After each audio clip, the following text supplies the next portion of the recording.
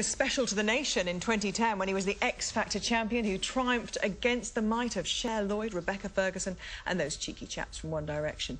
In the most watched series of the show ever, he's gone on to make a platinum-selling album, Letters, and has been busy in the studio putting together more material, such as this, his most recent single, Amazing.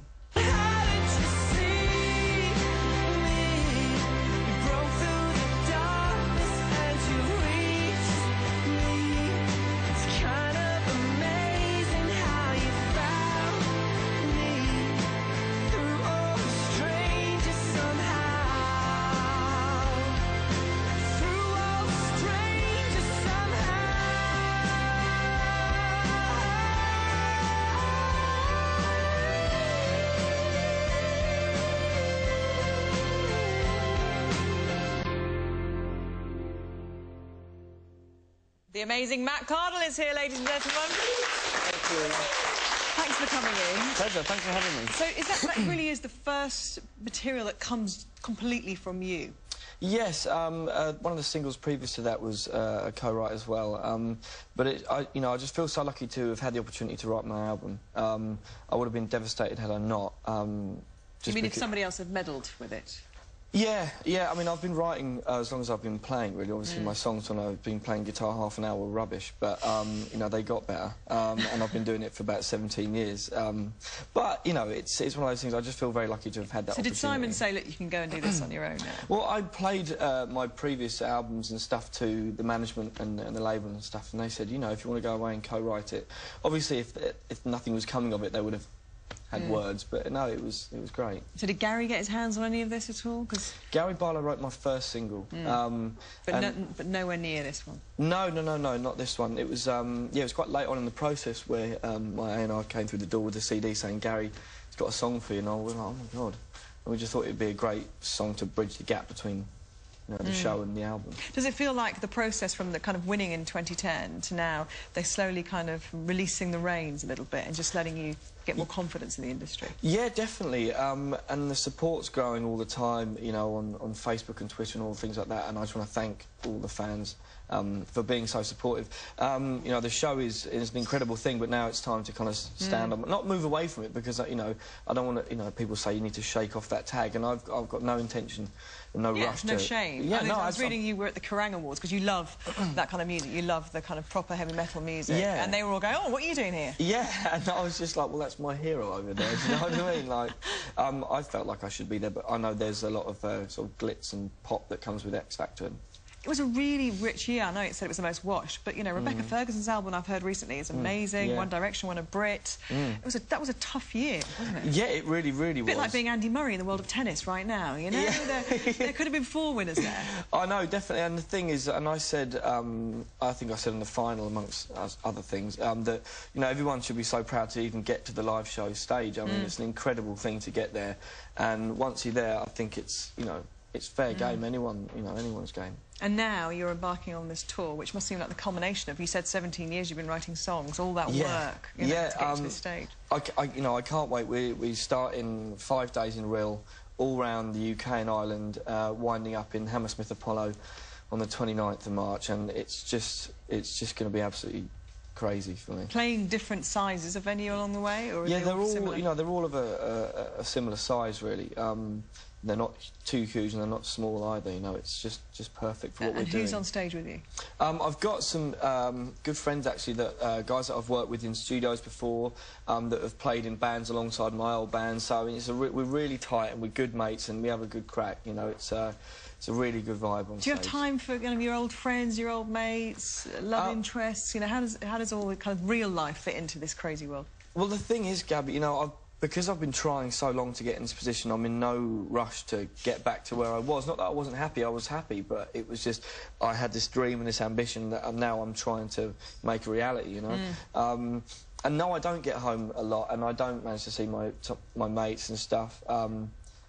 But, you know, everyone's moving away. Like, my mates were moving off to Thailand and getting settled down and all this kind of stuff, and I was still at home going... Everybody does that, don't they? Go settle down in Thailand. What? Yeah. We know just a couple of people leaving. I know. And I was the one sort of sat there still, you know, in the homestead, just going... Working away at your dream. Like, people going, come on, Matt, and I'm like, trying. So it really was it, you know, I know the story because in those reality shows, things kind of get blown up, don't they? Was it really kind of make it or bust for you? Was that the last chance? You were drinking the last chance saloon there? Well, they were, you know, they were kind of hammering home to me that it was my last chance, and...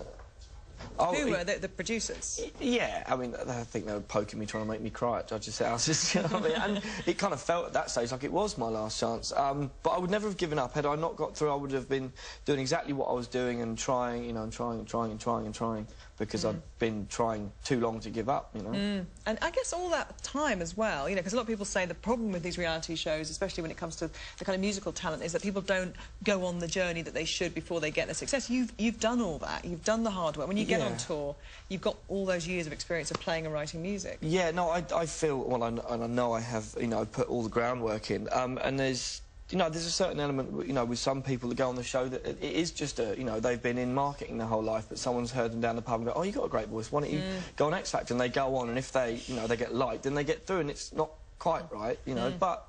And your mates One Direction did well at the Brits. I know. I busted in one of their rehearsals yesterday, the day after, and they looked hanging. There they are. So were you watching? Did you see it? Oh, God, I didn't see it. I was rehearsing. Oh, bless them. And they are, it's easy to forget that they are so young. Yeah. You know, and they're at a different end of their, you know, kind of journey, if you like, in terms of they haven't had that kind of writing experience that you've had. They haven't had that, you know, kind of performing. This is all quite new and yet so incredibly successful internationally already. Yeah, I know. Well, I mean, it's, you know, they're 5 great-looking guys, you know what I mean, and well, they've been given some amazing tracks, and it was a no-brainer, you know, like... Do you think it gives credibility to the show, the fact that they've won a Brit? Is the Brit, you know, something to win still? Is it an award that you'd covet? Oh, absolutely, yeah, you know, absolutely, and you can't deny their fan base, you know, that's it. They're powerful, you know, they've got those guys a Brit, that's amazing. You seem like the same bloke, you look like the same bloke, something missing though. Where's the hat gone? My hat? I thought it was... I thought it was time to get... Oh dear. You think it's time to get rid of it? I had to let go of the safety blanket at some point. I'm 28 now. I'll start sucking my thumb. We found out where the hat has gone to. Really? Yeah, we caught up with the hat. It turns out the hat's leading quite a lonely life, just drinking on its own. It's in a pub near here. It's doing all right though. Wants to tell you it's okay. So we thought that you might like a cheeky pint as well. She says, tenuously linking to our next item. We're going to introduce you now to the author of the Beauty Beer blog. Maureen is here. Hello, good to have you here, Matt. We thought you might like I don't know. I just thought you might be a kind of ale person. What are those? I'm not. I have no knowledge, really, of beers. I'm not a massive beer drinker, but you're going to convert me. Absolutely. We've got a really exciting selection of beers here, which will hopefully show you that beer can be exciting and not boring. So let's start off with a heather ale, made in Scotland. Okay. It's made with heather and not hops. Hops add the bitterness to a beer. Okay. So this hasn't got hops in, so it should be slightly sweeter. I did have to ask Matt twice if he'd like to take part in this part of the show, by the way. It's 5%. Okay. Just give it a little swirl, just to aerate it in the same way you do with wine. And put your nose in. To see somebody drinking this much beer is very unusual. It's unusual. But, you know, it's early in the morning and it's 5% strength, so just take it gently. So this has a... That is really good. It's beautiful. I think it's beautiful. It has a winey kind of... Yeah, it does. Winey quality.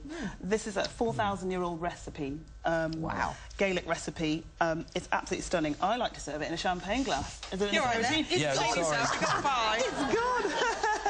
It's absolutely gorgeous, that beer. I always recommend it to ladies, girls, when I throw my beer parties, who haven't tried beer before. Beautiful design as well. Gorgeous way to get into beer. What's it called? Heather Ale. Heather Ale. Oh, okay, when you're on your tour? So anywhere in the country that particularly kind of that is just going into some of the major supermarkets. Okay. About £2, £2.50 a bottle. Okay. This beer is a low-strength beer. It's Welton's Pride and Joy. It's 2.8%. There's not much of a... It hasn't really caught on yet in terms of low-strength beers. This is a lower cost then, isn't it? Because it hasn't got the tax. Potentially lower cost, yeah. There's a relief. And what's the flavour in this one? You should, if you give it a little swirl and a smell, you possibly will get a tiny bit of pineapple, a little bit of black currant. Definitely. I mean, it's more bitter, obviously, than the first. Yeah, absolutely, because the first one didn't have hops in. You like that one? Yeah, it's definitely got a real bite. The guy who brewed this said, oh, I want something to wash down after a game of rugby. So far, the heather, I think. Excellent. OK. This one's a little more dangerous. What's this one? Approach with caution. It's brilliant. Brewed in Cumbria by Hard Knot. It's called Vitesse Noire.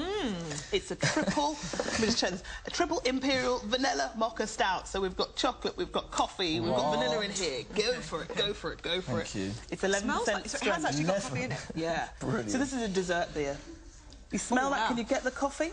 Oh, it's Can like, you get it's like a liqueur, almost. It is. It's like liquid chocolate. It would be great with chocolate pudding, chocolate fudge pudding. Yeah. Do you like it? Oh, no, not as your first drink of the night, I don't think. Do you? I don't think that's your end of the night. No. End of the night. No. It's a dessert beer. That's intense. Oh, and it's an acquired taste. I'm hearing we haven't got time to do the rest, which is a great shame. These because two beauties as well. I think we might have to have those in the ad break. Okay, this one's just so you know, this is Badger's Glory, and this is a bit more like wine. Yeah, very fruity, peach and melon. Okay, and this one here is of Jaipur, which is not... It's an India Pale Ale. It's a rock star beer. It's won over 100 awards. It's gorgeous. Grapefruit honey. Oh, you need that in your life. Okay, thank you very much. You know, I'd say that is eminently drinkable. That's your baby. Yeah, right. I like that a lot. Did you like that? Yeah, that was the favourite, definitely. We've been to Tanzania, I understand, as part of... Was that Comic Relief or Sport Relief? Yeah, I think it was Comic Relief. Comic Relief, Comic Relief. Okay, what did you do there?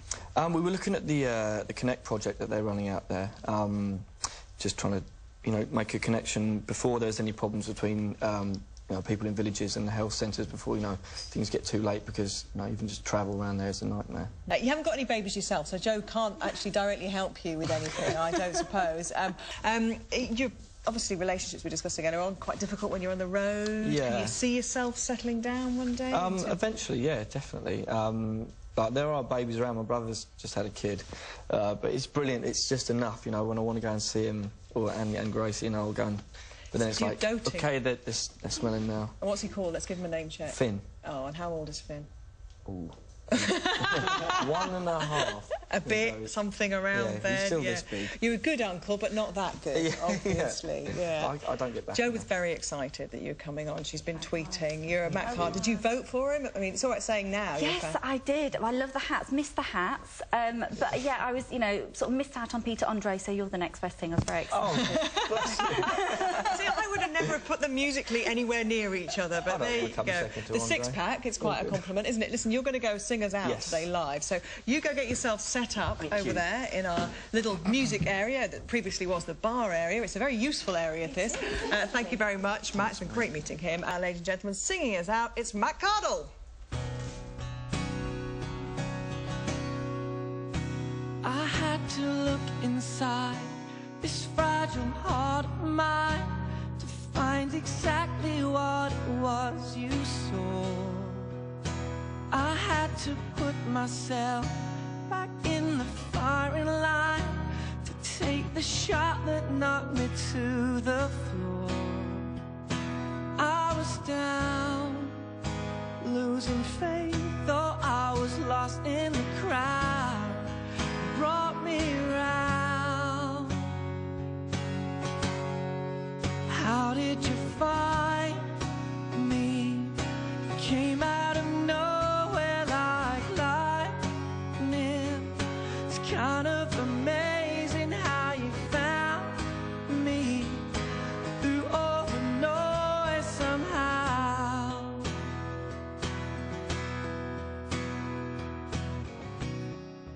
Faith and a little patience for this heart of mine. I would stay here waiting for the end of time. How did you find